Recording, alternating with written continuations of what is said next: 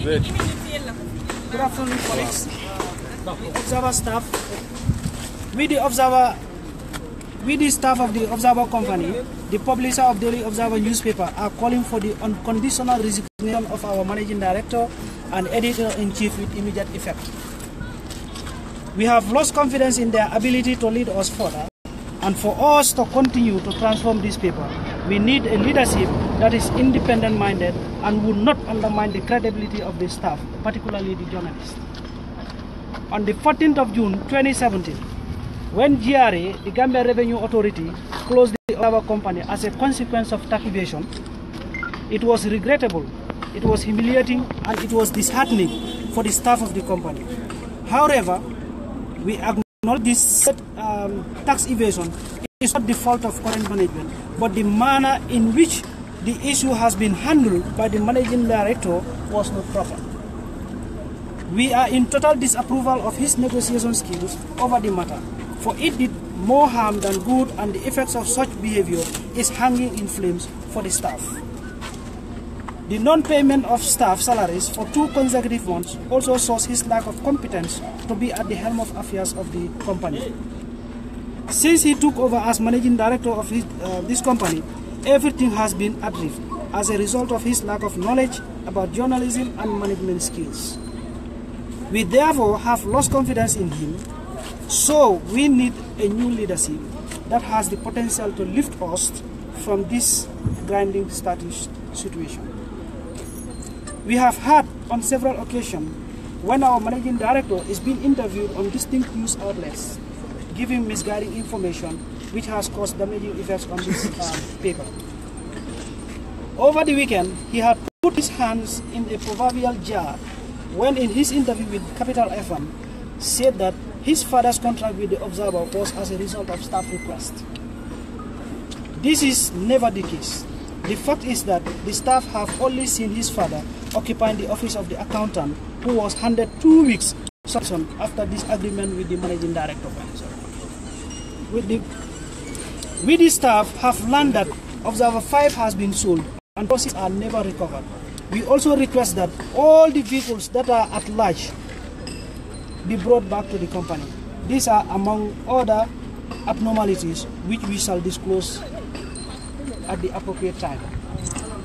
To our editor-in-chief, Mr. Momodu Sedi, his sense of direction and thoughts are out of touch with ordinary staff of editorial department, and therefore we cannot work with him with such an editor. The unacceptable decision he has taken against the will of the majority of the staff is uncalled for, and on Thursday he took unilateral decision to slant and jettison the lead story of our Friday edition, which has caused unending furor among the staff of this prestigious newspaper. We believe that even if he is in disagreement with what the Justice Minister said during his press conference, his inconclusively way of going about is self-defending. We are calling on government through the Minister of Information, Communication and Infrastructure to intervene and save us from this crisis. However, such interventions should give due regard to the editorial independence of the paper. To those of you who stood us during this difficult moment, we want to thank you for your solidarity. And for those who wish for our closure, we say to you that the country's biggest newspaper wouldn't be closed for this. Wouldn't be closed for it serves the interests of the people. Thank you. God bless you all, and God bless the Daily Observer. Waaw jërëjëf mbokk yi ba léegi rek ñu nekk fi nga xam ne mooy Daily Observer company bi nekk company boo xam ne moo nekk newspaper bu gën a rëy fi nga xam ne mooy réewi Gambia ba léegi rek ñu bugg a am tuuti waxtaan ak ñi nga xam ne ñooy staff yi Observer yi waaw Fatou Sow naka nga def ñu bëggoon na xam rek yow nga nekk staff si Daily Observer kañ nga start Observer. 8 years like I'm the Observer next month. Buñ waxee ne dañ tëj Observer naka nga feel? I was disappointed though, because hanga pour nga wara nekk ci place yaa ngi liggéey foofu for close to 7 to towards 8 years nga toog rek benn bés ñu ñëw ñu ne la ne dañoo teg fii nii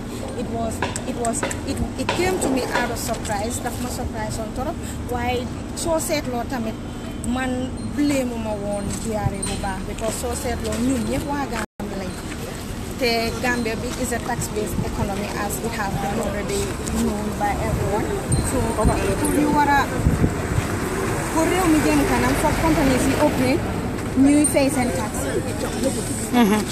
waaw okay so pour réew mi mun a dem kanam foog companies yi fay seen tax because we are a tax-based company and ultimately we serve for the best interest of the country waaye den gis ne observer tey staff yi yëpp ñu ngi gis right now ñëpp a ngi génn si ñu nekk si wàllum printing bi ñu nekk si wàllum marketing ñëpp génn si lu tax léegi mu nekk di right time pour ngeen jóg léegi mooy the right time pour ñu jóg because dañ gis ne suñ interest ñu ngi compromise lu baax because ñu ngi liggéey observer te am na ñu fi nekk ñoo xam ne liggéey nañ fi for 25 years liggéey ñeneen ñi even bu ñoo found observer they were already staff here so dañ gis ne the way that things are going is not favorable understand because a management cannot operate in isolation and when people are working under you they should know the things that are happening because we feel that there was, some things that we are going and which is unfair and we attribute it to the incompetence of the managing director and the editor-in-chief. That is why we came out to claim for them, to demand for them to resign unconditionally because I see them as support staff. They are support staff because they do not, all they do is to take financial decisions. While the bulk of the liggéey bu fi dee am lu public bi dee gis mooy loo xam ne ñun ñoo si liggéey. ok loolu moo tax tey loolu moo nekk suñu taxawaay tey ñun ñëpp a manqué ne dañu oote pour gars yi ñu wàcca ñu abal ñu because ñun observer dafa am pour continuer. all right mbokk yi ba léegi rek ñu gis fi benn oncle naka nga tudda man maa ngi tudda Modou Camara nte to Modou Camara me daily observer do ko la for 25 good years 25 years me do ko la observer e ka molla salary ta ka kundu ka pour income tax and social security e bukajo beta management no kono be muñarel ya understand ka so damol la tax lo na social security kaytol be felente bulu jang adina income tax kaytol there I have everything kabri 1990 my social security felente they are not paying nothing on it adung is for my life tebe do ko la janna dimballe ya understand so lafta la ni mol ye mol fu janna we are sick and fed up of their management but atale lafta changes nela ya understand jamo bu ka hani ka kuma ko ni ya fode si problème o create but sa be volontaire ta ni ando yem bay adun te ngalo ko motem bay nola motem mol bay nola lafta government step in ye mol makoy ni management is a very poor management is a failed management you understand I'm working with this observer for 25 good years without no benefit as what as a binder I'm a chief binder at the observer press so yen change len sabato the printing side all right so thank you very much baraka baake ba léegi rek mbokk yi ñu nekk fi nga xam ne nag mooy Daily Observer yow yaay Mariétou ñu bëggoon a xam Mariétou Ngom ñu bëggoon a xam sa rôle si Observer man may Mariétou Ngom man may deputy editor-in-chief of the Daily Observer newspaper ñu gis ne ki nga xam ne mooy Observer seen managing director ak editor bi ñu bëggale naa génne yow nga nekk deputy bi how do you feel well anyway su staff bi jooyee ñu nekk staff ñëpp di jooy te ñëpp di naxar kon ñu boole rajo bi boole suñu loxo yi doon benn waaw being the leader of the reporters doesn't mean that dam ne war a naka na saxal war ma leen na saxal because of ñëpp dañ bokk si jooy fu mu nekk Observer company ñaari weer a ngi ni amuñ salari yéen ñëpp ñun ñëpp te dafa métti torop te maa ngi fi gis ay ndaw yoo xam ne ay jànq yu ndaw leen te jànq su ndaw yi moom suñ amutee salari mun na leen a lead into something beneen affaire la parce que da nga gis suñu jànq yu ndaw ñu bëri freelancers yaa ngi ko te freelancers yi ñoom tamit ba ñu ne si man complain ne di for the past 4 weeks fayuñ leen seen claims yi te man awma doole pour fay leen compagnie baa leen war a fay su leen compagnie bi fayuti nag la ñu amee pass pour ñëw and they are going to the courts attending court hearings submitting their stories so obviously dañ leen war a fay but even ñun stars sa jotuñ suñu saret observer stars yàggoon nañoo bëgg a jóg def this sit down strike or talk to the public waaye maa leen dee calm down saa yu gaay ñëwee ma leen dinañ def nanka yàlla baax na dina things na change waaye ñoom tamit ko dañ leen ba gis ne things not a change ñoo ñëwaat si man leen fu mu nekk dëgg ñu mi wane ma seen lu leen naxar ne leen amuñ sax paas bu ñu fayee ko pour ñëw liggéey ñu fa xam ne ñu ngi amee jabar ak seen doom yi si kër gi mënuñoo joxante def mënuñoo joxe dépense waat soo nit koo pousse ba si maraaj bi fu mu nekk sës na te loolu moo dal taas bi fu mu nekk gars yi dañuy sës fu mu nekk waaw dégg nga roxi lu te dégg naa tamit ne am na moto boo xam ne tamit dafa am nu mu demee ñu bëgg rek nga leeralal ñu loolu waaw moto bi that was observer 5 xam naa there was like 3 months ago moom Pa Modou Mbow waxoon na ma ne daf koo jaay ma ne ko waaye xam nga si mbiri price ma ne ko nag man xaw ma mbiri moto bu baax a baax kon na nga waxaa di order manager ñu xam ne xam nañ mbiri moto nga wax a ñoom mu ne ma waa ku ma ko bëgg a jaay daf ko bëgg a def in exchange of computers and all those stuff ma ne ko whatever you can talk to the human resource manager ngeen toppatoo mbiri kayit yi but at the end the human resource manager bi daf ma wax ne kon like there was no paper transaction that we only received one computer in the office so staff we has question where is the vehicle and where is the money but there was no answer right now in the whole of observer company only one vehicle is running staff bi dañ ko naxaru suma editors nga xam ne dañ fi day nekk ba guddi war a ñibbi sax dañ ko complain parce que ñii ñu ngi dëkk ba Manina Ba ñii ñu ngi dëkk ba Lamine nga war a close late at night war a fay pass war a town trip it's expensive after all fayuñ la sarat nooy def dafa métti dañ complain ak man ba soona waaw soona fu mu nekk nag wax nañ advice nañ mën a tudd si dara moom xam nga lu ñoo def fu mu nekk daal waaw jërëjëf nañ mën a am def pour all Gambian the Gambia Press Union the Ministry of Communication you step in you rescue ñu because of fii ñëpp a young we are all youngsters the editorial department léegi li ma bëgg a xam ndax Pa Modou Mbow yëg na lii guys saaf nañ ko lekk already ok dan si kanam tuuti mbokk yi nga xam ne yéen a ñooy seetaan si Gambian Talents dinañ dugg si biir laajte Pa Modou Mbow naka la feel oncle naka nga def noo tudda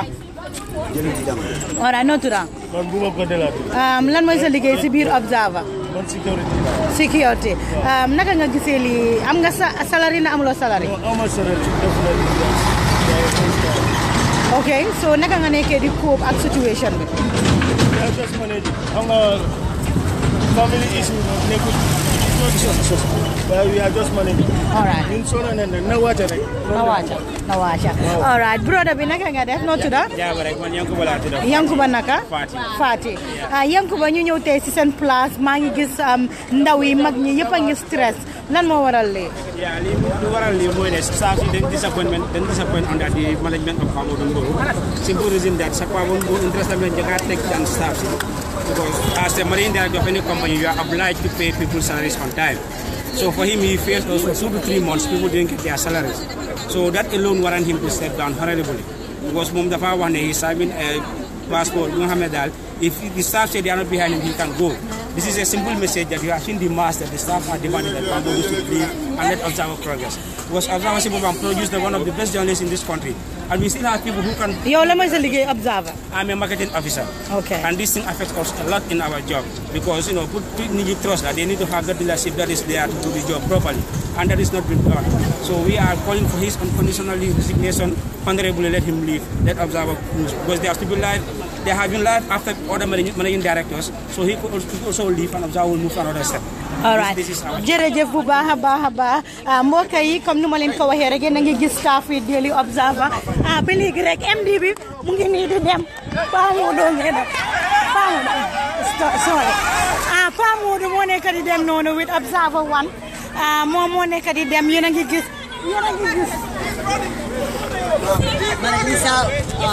dem na mbokk yi ba léegi rek yéen a ko gis tension baa ngi high in Observer right now staff yi nag ñu ngi wan ne Pa Modou mu ngi daw Oh, brother bi. Hello. Nanga def? Maa ngi gis staff yi Daily Observer. Ñëpp a ngi yuuxu. Dafa mel ni Pa Modou mu ngi daw ndax la. Waaw. Waaw. Ñu wan ñun gisaat nañ Observer House gisaat dafa war a dem. Fu mu nekk dafa jël baag amee doo bi mu daw. Waaye ñun bi nit awaka Observer wants to stay. Observer moto boobu Observer moo ko moom moomu ko. Pa Modou def ñu disappoint top. Pa Modou wante bu mu ñëw fii dafa indi fii papam. Mu ñëw mu jox papam contract. They is paying 20,000 per month. Bu nga fay 20,000 per month. Ñun du ñu xam ne ñun ñoo nekk di liggéey fii di sonna. Man ñu xam ne ñu ngi liggéey fii di sonna. Moom mu xam nga ñun people are not receiving more than $10,000. Yow nag nga indi sa papa nga ko fay 20,000. Nga jox ko 3 months contract $60,000. Loolu dafa fair. Yow am na ñoo xam ne fii ñoom freelance ñu ngi def freelance for 7 years. ñoom freelance staff leen balaa nga jël 60,000 boobu la bu ko dugal si boppam why don't you start some freelance at least daal amay youth amay employment yow ngay ñu fii amay suñu moto yëpp nga jaay Pa Modou defe ñu dara so dañu wan Observer House decide mu dem rek yes mu dem rek ñun loolu leen bëgguñ ko ak seedi tamit bëgguñ ko because seedi is not independent waaw ñun loolu leen bëgg mu dem lu tax nga ne seedi is not independent seedi dara sa story yoo xam ne moom def ko dee change suñu stories yi nga xam ne léeg na ba pare suñ Friday beneen suñ stories boo xam ne Ministry of Justice story boo xam ne dañ ko war a publish Friday edition moom boobu la dem change headline bi yëpp te mu ne leen di story publish on Monday te loolu génn soo ñu fil ne rek media bi dafa war a independent so loolu moo tax seen tamit dafa war a dem waaw loolu leen bëgg ay dem war a dem mbokk yi ñoo ko gis comme nu ma leen ko waxee rek dañoo dugal si biir Daily Observer seet ki nga xam ne mooy Pa Modou Mbow ñu fekk ne Pa Modou dafa dem anti na nga def Gambian Talents ñu la seetaan ñëpp a ngi la seetaan dañ dégg ne Pa Modou dafa daw right now waaw yow yaay secrétaire bi waaw yéen a ngi gis tension baa ngi xaay ñu bëgg a ñaan gaay ñoom ñëpp ñu mun a noppi su ko defee ñu mun a wax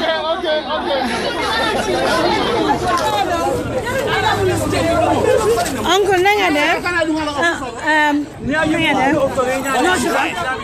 no tudd I'm Modou Lamine Sare di production manager. Okay, ñu ngi ñëw fii right now ku wax ak Pa Modou ñu ngi gis Pa Modou moo demee moto mi ñu ngi gis seen gaay ñëpp a ngi teem ñëpp a ngi wax lu xew. The best thing is when we give him Pa Modou the letter, we should have collected our key and the office key from him. We should not have gone with anything with Observer property because we don't need him. That's all. All right. Thank you, uncle. All right. Ba léegi rek sis na nga def noo tudd. maa ngi tudd Hadam. Okay. For how long nga nekk Observer? I'm not for 1 year 2 months. I'm still out there. So I'm telling you something about this problem. Because them na more than a month. Okay. Taking us in a diplomatic way. Wow. So we should not treat this matter in a diplomatic way. Wow. We should treat it in a way the way he was treating us. Wow, ndeysaan gis ngeen staff yi Daily Observer yi ñu ne ñu ngi dem si press bi ku wana ñu ci li nga xam ne moo happen right now the current situation bu fi nekk fii nag mooy seen press bi fii la gars yi di defee seen liggéey yi kon nag Daily Observer company moo nekk ne amicably we come to town, we go for the key or he brings the keys. Very simple. All right. Okay. Waaw ba léegi rek ñu gis fi staff yi Daily Observer yi ñoom nag ñu ngi wax seen mbir yéen ñi nga xam ne yéen a ngi déglu seen comments yi am na solo bu baax a baax my brother naka nga tudda ak yow okay how are you? I'm good. What's your name and what is your role at the Daily Observer? Amadou, I am the legal editor. Okay. Amadou, today we have seen your people, everybody is stressed out. Why? Yeah, staffs, we are not satisfied with the management skills in the negotiations on the GRA issue. But this is why the staff come out, because we try to force them to tell us to investigate on the ownership of Observer, but this never goes settled. Because what we want to avoid is other young Gambians in the school to come to Observer and work here without knowing who they are working for. So before we go into that mess, so we have to try to settle that now. Okay. Do you think that the government... since we started this format and bank account that is associated with the network? Yes. Okay. Omar Wali, ñu gis la yow tamit yaa ngi lead delegation. How about that? Yes. Like my colleague said, We are calling for the unconditional resignation of the managing director, that's Pamodungo, and the editor-in-chief, Mahmoud Hussein. Because like the Observer and the Gambia Revenue Authority, they closed us for like 14 days for non-payment of tax. And we went into negotiation, but due to the unacceptable attitude or the behavior of the managing director, we could not reach any agreement with the Gambia Revenue Authority. So the mother body of the journalists in this country, that is the Gambia Press Union, they decided to pull out of the negotiation. And we feel if our mother or the umbrella body covering journalists in this country decided to pull out, we are no more safe. So we decided to take Bull by the horn and ask the managing director, and he's the editor-in-chief, to step aside, and we bring competent person who will come and lead this institution to avert all those things. Because GRA said they will take us support. And people are here for more than 3 months, they did not receive salary. It's 3 months. People's social security are not being settled. People have been working here for over 25 years, their social security. So we cannot risk that one. Pamodu said he was appointed by Jami. That was clear to everybody. A few weeks down the line, he came and said he owns this company. Pamodu himself? Pamodu said so. He owned Observer? He said he owned Observer, and he told the whole world that he doesn't know who owns this company. Where did he say that? I don't know. When we confronted him, he said he was distracting the Gambia Press Union. We told him, you cannot confront the press union. Even if you have to distract somebody, it should be someone somewhere, but not Gambia Press Union. So he said he was distracting them. And we decided, we called on him to withdraw that statement. He promised us that he will withdraw, and he did not withdraw that statement. And he drafted a text message that he has purportedly sent to the Secretary General of the Gambia Press Union. And when we contacted Sekou said he did not receive anything like that. So we cannot allow those mediocrity in this company anymore. We are in a serious country, we are in a serious institution, and there are serious people here. So we are here for business. All right. Sure. Omar, right now we're here, and then I personally wanted to interview Pamodu himself. But before knowing that, you know, he already left. Do you guys talk to Pamodu before anything like this? Yes, he has received his letter. And one of the journalists, when he contacted him, he said he is just going through. He will grant interview to the journalist. But before you realize, you see, he just got into his car, drove away. So you can see, if he can his hands are clean, he will not run away. But he ran away now. And we will see what happens next. We want him to surrender those things before tomorrow. The car key, the other documents or other keys, relevant things in this company. So that's what we are requesting. All right. We also heard of Mamadou Saidi. Why? Why do you want to leave him as editor-in-chief? Yes. Because of they are unacceptable. This was a man. We went for a press conference on Thursday. And during the press conference, the Minister of Justice said that part of their investigation, they discovered that Observer is part of the Hajjame's property. And he said they don't have any intention to close down Observer, but they will change the management. But someone at the press conference informed them. Our reporter came, wrote the story, and it was on the paper. When the editor left, he called the editor, Deputy Editor-in-Chief, to come and change those things, because he said the reporter wrote a haphazard story, which was not the case. I was there. The reporter was there. So he changed. It was only the headline on the front page, and the content inside was changed. So that is unacceptable. ñu ngi gis comments yu bari kenn nag di Awa Yaay Fay Biram moom ne what does Pamodu know about journalists? Where did he get the money to buy car, the Daily Observer, Che Gambia? Anyway, jërëjëf brother, naka nga tudda? Huh? Okay, what is your name? My name is Bekai Njau. Bekai, what is your role at the Daily Observer? I'm the copy editor responsible for proofreading. Okay. For how long have you been in the Observer? 9 years. 9 years. Bekai, what is the current situation and the fate of yourself and your colleagues? Well, the fate of myself and my colleagues. Well, as you have just heard, we just issued something very, very important, and that is we don't have the confidence in the manager. The managing director, we don't have confidence in the managing director. We don't have the confidence in our editor-in-chief. They lack the ability to lead us further, as we have said. So obviously, this is a general consensus. And we come to agreement, and then because Observer has seen itself in a serious crisis, and then because of this seriousness, because of the seriousness of the case, and the way the matter is being handled, is out of touch with the staff of this company, and therefore we don't have confidence in that. All right. Jërëjëf bu baax a baax broda bi Omar naka nga tudda broda. maa ngi tudd Aliou Cissé. Aliou Cissé Aliou naka nga gisee sa collègue si tey li nga xam ne loolu leen jël this bold step. Yeah, as you said, I am Aliou Cissé, a sports editor here at the Observer. So I've been here for almost 10 years now, working in the Daily Observer. And I think this just goes to show the frustration among the Observer staff. I mean, they have lost that confidence in the current leadership of the Daily Observer. We have seen demonstrated even in the way they're trying to negotiate the GRA Observer tax evasion problem. So we as staff of Observer, we feel like we cannot continue to work in this management anymore, and we need the government and of course to limit of communication to come in and try to see how best they can resolve the matter, because as it is right now, any attempt to close Observer is really going to affect so many youngsters who are here pursuing their journalism career. So we feel it is really unfair to us. The staff have been doing every kind of money. They have been doing their social security and of course the GRA.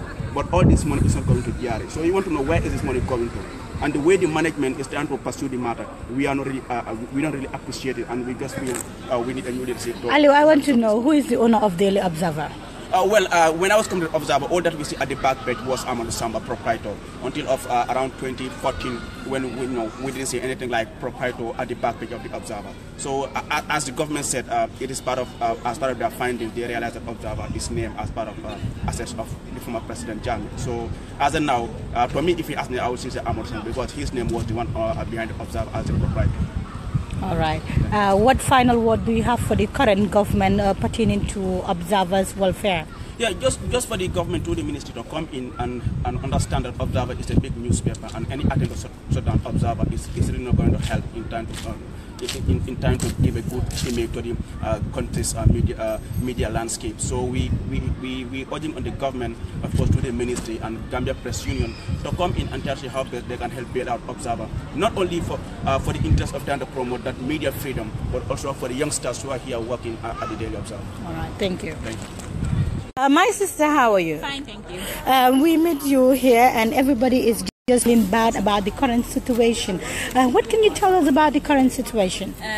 Feeling bad is an understatement. We are mad.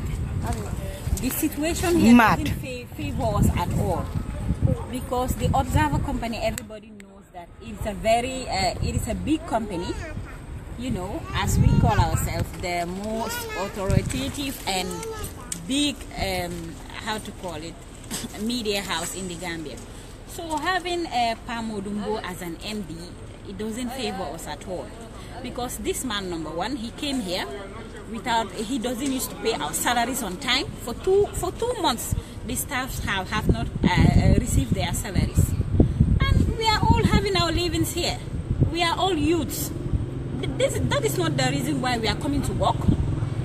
If that is the case, then we will all sit at home, help our husbands do our work, or our mothers better than. Why is it that you people, reporters, you didn't call for people to rescue you earlier until this time?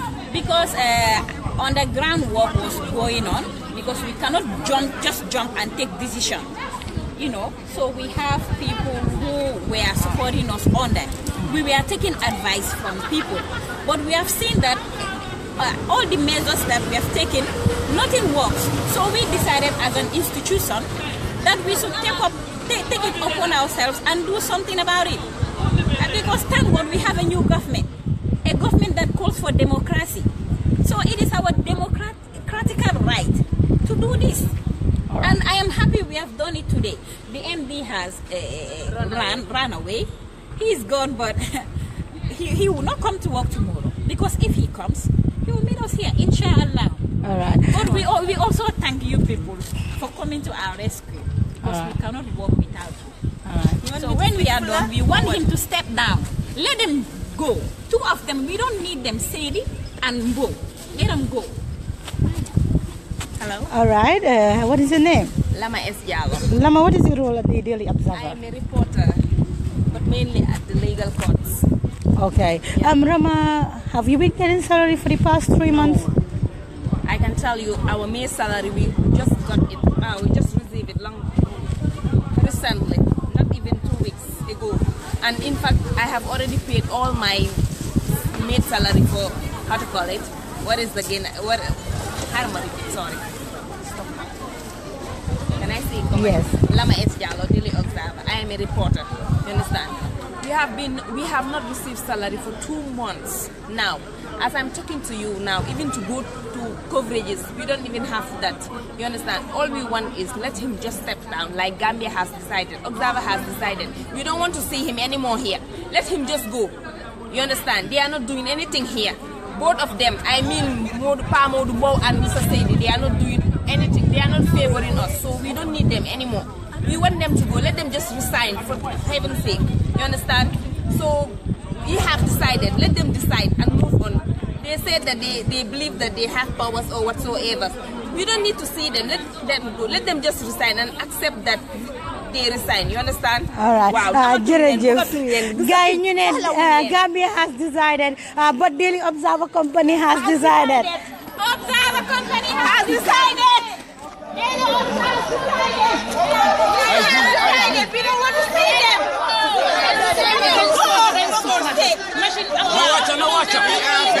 We are fed up. They are democracy.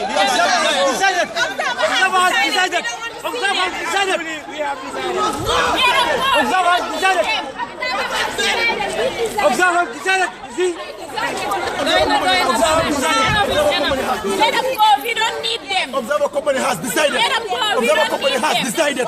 Observer Company has let him go. We don't want him anymore.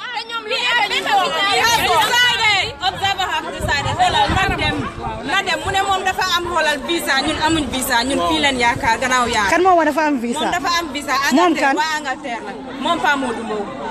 Ñun amuñ visa. Angleterre amuñ visa America. Ñun observer gi lañ am nak. Mënu ñoo yoral observer gi na dem tok Angleterre ñu indil ñu ku ñu mëna yoral observer. Mu lead ñu daal observer dem forward sa kaw ca kanam daal observer ñun xale yu ndaw leen bëgguñ stress te namuñ stress dañ soona Gambia num dis yes waaw dañ soona my sister beneen mané ñi kay dañ decide ni sa so amé bañ amon légui ben mo am tay ki dafa liggéey mu dem ki liggéey di dem te ñun tamit borom family lañ dañoo bay suñ doomi fofu nonu dañoo bay suñ légui wa observer yeen kan ngeen ko xamne dina baax ci ñun rek ko xamne nañu mëna dimbélé am suñu yermandé so lool rek lañ all right brother man amna lu ko ci lu ma ndax li nekk na mbir no tuda man may Safiatou Koli freelance reporter la fi ñun tamit ñu am suñu issue freelance ci nekk nañ fi 7 to 8 years 5 years management bu ñoo nga fone dafa change mu gëna garaaw ñi bu ñëwé fi amul luñu leen waxul yépp lañ leen wax waye defuñ ci dara xam nga lu ñuy aan seen salary ba 30000 fi ñu ko aan waye junior staff yi seen salary safu dara la fajut ñun freelance ci dara lañ dut am xolal depuis ci biir wéru koor ñu ngi bind story every day ñu ngi fay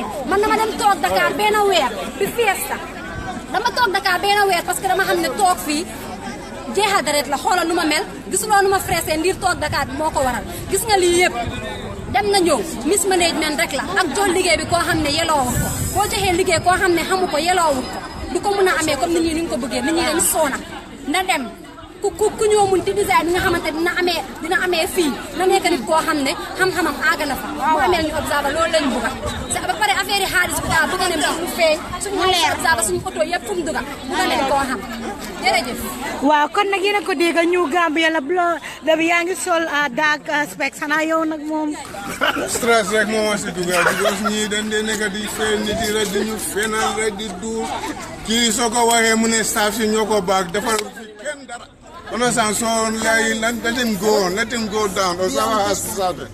Finish. Observer has decided. Uncle, naka nga def? No to that. Sana Jawara. Lu tax ngeen ne okay. Dafa mel ni kii moom nag déggut li nga xam ne nag mooy Olof. Then my brother, what is your name?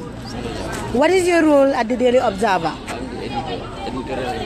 Okay. Sana, we want to know, why do the Observer guys decide? Because of the dissatisfaction. We are dissatisfied. We struggle and sacrifice for long. We don't have the value for our labor. The management has the money. All right, thank you. Omar, dama bëggoon dara rek mu leer am na ñu ma laajte questions di ma laajte ndax Pa Modou Mbow on biological father mooy woon seen accountant bi. Exactly. Loolu suma olof bi setul nag waaye suñu accountant bi mooy Mustapha Boudia. Moo fi nekkoon waaye dafa am when he want to do some dubious things mu indi papaam mu suspend kooku whatever the observer account. So during the time, dafa knock down suñu moto yi, sold 1 or 2 of them, four of the people. So as we speak, léegi moom ñaari moto rek lañ am. Sorry, benn rek, beneen bi sax mu ngi ni pass suñu tuko bi la. Lifin du dee baaxul noonu sax. So dafa indi papaam mu ne kooku dafa nekk contract and he was mu ngi ko doon fay over $20,000. papaam nu mu tudd? Ibrahima Mbow. Kooku la indi mu ne he will dafa change suñu account. Kooku mënu deful dara. So as we speak, waaw comme lu ma la waxee sama olof bi selu daal waaw aya famale naati jang a kole bena mola account department fenkela na ko di bunda so même bi je Mustafa Bojang ayo suspend aya fama naati aka fama jo dala ci muli muwa kari o kari. You see people surrounding ye modol ye bel bi jang dol bi jang fam e ka fa meñe freelance journalist wol moldi ni sapero ke ni story killing sapay fula ye jom. So one pound bijang over 1 month we mela fem koso 3 months salary bijang mo yalan ko mo bijang la salary fa ngay maso 2 months 2 months, some of them 3 months do we have salary dila e ko na yela salary do dila mo do mela salary so anu mol ka ndel fa hol ya decide la container do ko bonni ngoke a manke public la interest anu ndel ka information di mol la sa bonni nga decide ko we are going to boycott, we are not publishing. It's not the interest of anybody. One nga decide to come to war. Molka bajana from Madina Ba, Brikama, Ikela Paso Lejo. So Faraba and other places to come. So yo janyadi. Ñu gis fi tamit beneen oncle naka nga def no tuda Ablaye Sané. All right, naka nga ñu mëna wax ci Daily Observer mun nga la ka sosé. Anyway, ndebara Faraba. Anu alhamdulillah meda compagnie ko do boda. La compagnie do start as a compiler. When inside them Zangitan and Lula concern, alhamdulillah ala ten. But the diamond bije asiara ala kan jongo dema. Bodla ajam fata. Mawli nin ko faraba fa mantra fo kan je. Dunia mo hanmadu mo dornati. Kede nyanya kamba e tiling nyongole ala kar fo dila. Ka fo fem balati. Bare ni man tiling ila ala kar fo min dila. Sini sama akana sobole sama nan ini ale karfo min dila ini ñoo hadma duma tem ambere Gambia janne wala ku ka so ñaawo ñaa anyina mata le gëna ko yaat bare ndanga staffol jeyi ngam fongo jeyi saboro men muta ilata alala an ilata alala ko laye min fees ale ma koy imam pare ñaadon ko ñing kala ñanto ñin tiña 5 ans ba xormo ka ni moy tamen ni ale mo tamen ni mo ñaato jongo man timba halmadu man timba barke de ñaaw ñaa halmadu man nit e kede ñaak ma karafole bebul karafoni man dia jiko la sabu hormonu bu ñaa kambal bare ñi nang alhamdulillah ni alnal ki la so nang sabro minke ngam stafole mu ñoo minke alo mari la bala alsake be kay rabat baraka bake mbokk yi ba léegi rek ñu nekk fi nga xam ne mooy Daily Observer Company gis ngeen ñëpp a ngi toog ku nekk a ngi mer ba léegi rek comme nu ma leen ko waxee rek foog ñu ñëw indil leen lii noo tudd man Alassane Jammeh lan mooy sa rôle fii man driver nga xanaa Yaya Jammeh moo la fi indi non ok just dama bokk am sant waaw sant bu bokk la ok man lu may complain fii dénkaane la ku nekk luñ la dénk da nga ko war a play à waaye Pa Modou dafa mel ni observer dafa ko def comme bosam follow gisut interest nit ku nekk nag luy soo amee góom luy métti si yow da nga koo seete sa morom waaye yow sa own interest rek nga seet parce que xoolal nit yi ñu fi nekk yëpp su fekkente ne doomi aadama la kuy am yërmande dafa war a xool nit ñi ñu fi nekk mu xam ne dëgg su fekkente ne mbokkaam moom la lii dal wala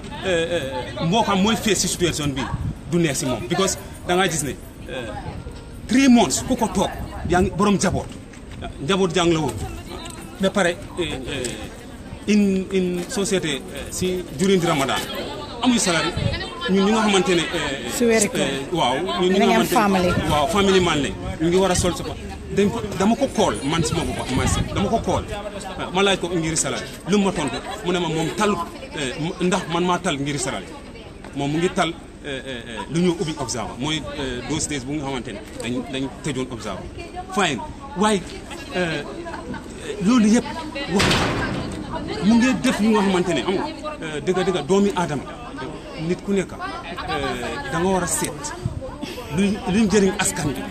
Mr Jammeh ma dog la tuuti yow driver nga ana moto boo dee drive. moto bi kenn xamul fu mu nekk because dafa paan dañ ko paan dafa paan gisatuma ko ñu paak ko si garage bi fu mel ni xamatuma ndax mu ngi si garage bi ndax xamatuma nu mu mel. am na moto bu nga xamante ne boobu suma police moo ko doon drive boobu moom jaay nañ. ok waaw kon nag jërëjëf Mr Jammeh bi léegi rek ma bëggoon naa xam tuuti rek naka nga tudd. Seynabou man maay Seynabou Diallo. Seynabou Diallo la mooy sa rôle fii si Observer. ok I'm a freelance journalist laa nekk fii Observer ok. all right lan nga gis si seen management bi. This is the worst management ever.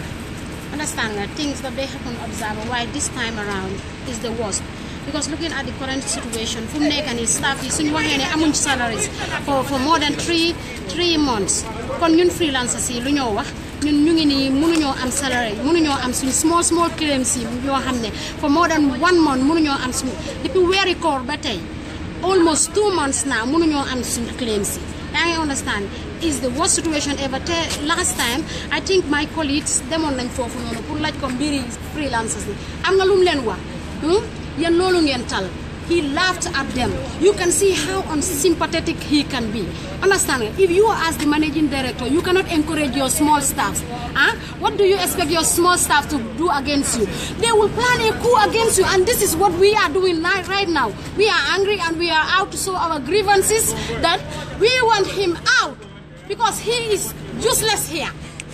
Yes. all right ba léegi rek mbokk yi comme ni ma leen ko waxee rek janax day bari pax musée mun a wax ñeew kii nga xam ne nag mooy woon accountant bi nga xam ne moom la Pa Modou suspend si Daily Observer ñu bëgg a waxtaan ak moom my brother naka nga tudda Moustapha Bojang dégg nañ ne Pa Modou daf la suspend on waaw waay li xewoon mooy department mu ngi fa doon ceeñ suma staff yi dama ñëw ni mu ceeñ suma staff ñu wax ma ne ceeñ na suma staff yi ceeñ na suma night cashier ma dem ne ko bi ceeñee suma cashier bi ma ne ko at the end of the day yow yaay managing director waaye suma department tamit boo fay def ay mbir at least ñu jokkoo ma yëg ne lii nga bëgg a def at least lu si mun di nekk dinaa la ko wax su ko defee at the end of the day yaay managing director nga jël sa décision understand nga even so suspect anything about suma department it's fine wax ma ne nañu jokkoo consultation is key understand nga mu ne ma ok that's an error mooy xëy benn bés ñëw liggéey si suma night cashier bi mu far change ko bi ma ko contacté ma fekk ko mu ngi mer mu ne ma he doesn't need to consult me ma ne ko but consultation is key gis nga the reason why managing directors they fail mooy duñ dee am that consultation with their line managers down the bottom gis nga yow sa gis-gis xëy na di nga foog ne li nga def mooy li war waaye soo consulté nit ñi ngeen discuss ko léegi da nga dee gis ne xëy man lu ma foogoon ne mooy yoon ndekete faglu la mu mer mu ne ma non jarul ma ko wax loolu mu ne dama ko embarrass ma far mer ma ne ko looloo tax ngeen di fail you fail I said it ma ne ko you will fail because you don't consult maa ko wax understand mu ne ma dem suspension ma ne dew ma suspension mu yóbbu ma KMC police station moom Pa Modou moo la yóbbu KMC police station ma dem wax ak police yi ñu ne civil suit la dem leen make sure you keep the peace at the place you see ma ñëw man dama ñëw def si suma GRA because GRA ci ñu ma tas kon ay liggéey soo si yooyu noonu laa doon def understand ma ñëw di def liggéey bi ba wàcce bi ma wàccee dem ñibbi ñu koolaat ma ñëwaat ma ñëw ñu ne ma waa ji ñëw na fii ba ne waaw ba tey yaa ngi insiste di dem di liggéey ma ne leen dama am liggéey bu ma def moo tax may dem di liggéey understand nga soo ñu ne ma dañ bugga dox diggante bi su ko defee ñu diggante bi ratak ñu dellu ñëw liggéey si Moussa Ndaw fekkee na bi ma wax ak moom si police station bi benn chief inspector moo ñu doon waxal di ko jéem a ñaal ne no withdrawal suspension bi bu ne du ko def because su ko defee it will be a precedent dafa amee ni keneen ku ñëw su ko suspendé du ko jël waa ji bëri ma ne inspecteur bi baal ma dem all right dégg naa Pa Modou Mbow Mr Bojang ñu ne daf leen wax ne moom maanaam dafa am paper biir Angleterre so moom cared much about observer loolu lu am lan la waaw dafay wax si biir waxtaan si biir mbooloo ne moom staff welfare bi moo ko fi teg su dul loolu dafa dem mu ngi am ay kayit dafa dem dellu Angleterre dafa am ay junney xaalis weekly ak yooyu noonu ñu demee noonu waaye li ko tax a toog mooy staff welfare bi because dafa bëgg a compagnie bi mu jëlee ko génnee ko si texa bu mu nekk ok understand moom loolu la dee wax all right ba léegi fàttalil gaay sa tur bi am na ñu ma laajte noo tudda Moustapha Bojang accountant bi all right jërëjëf mbokk yi yéen a gis staff yi Daily Observer yi ñu ne ñoom ñii datun ki nga xam ne nag mooy Pa Modou Mbow ak Seydi loolu nekk loo xam ne lu am solo la di leen wax ne rek yéen a ngi seetaan Gambian Talents Promotion ñun nag lu nekk dinañ leen ko indil nekk na loo xam ne moo ñu itteel rawatina nag Gambian si nga xam ne ñu ngi soona bu baax a baax Observer Company soo ñëwee si Gambia soo waxee wàllum newspaper nekk na newspaper boo xam ne ñëpp a ko recognize waa Daily Observer staff yi ñëpp den mer fu mu nekk ni ñu ne ki nga xam ne mooy seen njiit di Pa Modou Mbow ku mu génn parce que Pa Modou nekkul di lead the affair of the staff kon nag mbokk yi lii laa leen indil ba beneen yoon incha allah any detail di ngeen ñëw